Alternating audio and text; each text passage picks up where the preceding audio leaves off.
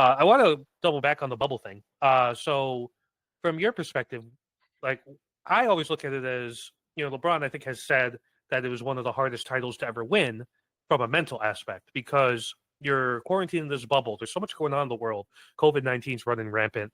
And here you are in this secluded situation. You're in an arena with screens instead of fans. It's just such a different type of situation. And you had the big break in between when play was suspended in between when it started back up in the bubble. So, well, what's your kind of response as a Laker fan of people say fraudulent championship, Mickey Mouse championship, whatever they want to say? Well, the first question I would have for those people is what makes it fraudulent? Was it because the only thing I keep coming back to is it was fraudulent because the Lakers won it. It would be fraudulent because the Celtics won it if it had gone the way that it had gone, right?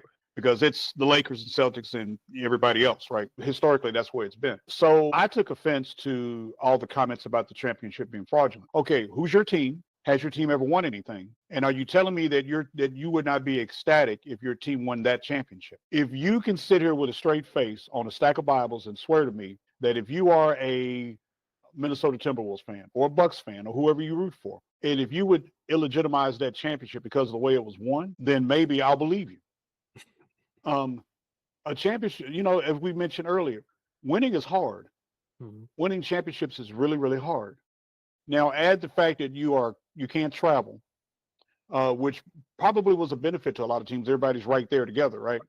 So, and then they had to change the rules about how many games you had to play. And then from that, add that to the games that had already been played before to determine who's going to make the playoffs.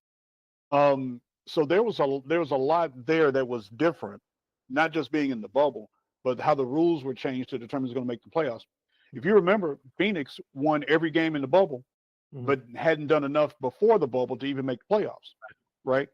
So I don't know. So maybe the guys that played for the Suns that year thought it was fraudulent because they did all this winning when they got there and they didn't even chance to get to the playoffs. But it was fraudulent. It was whatever. It's insulting to us Lakers fans, number one, and I think it's insulting to basketball in general. They took a situation that you couldn't win. No matter what you did, you suspend the season, people are going to be mad. You put everybody in one location to play the games, people are going to be mad.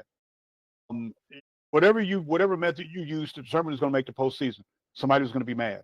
So there's never a way to please everybody anyway.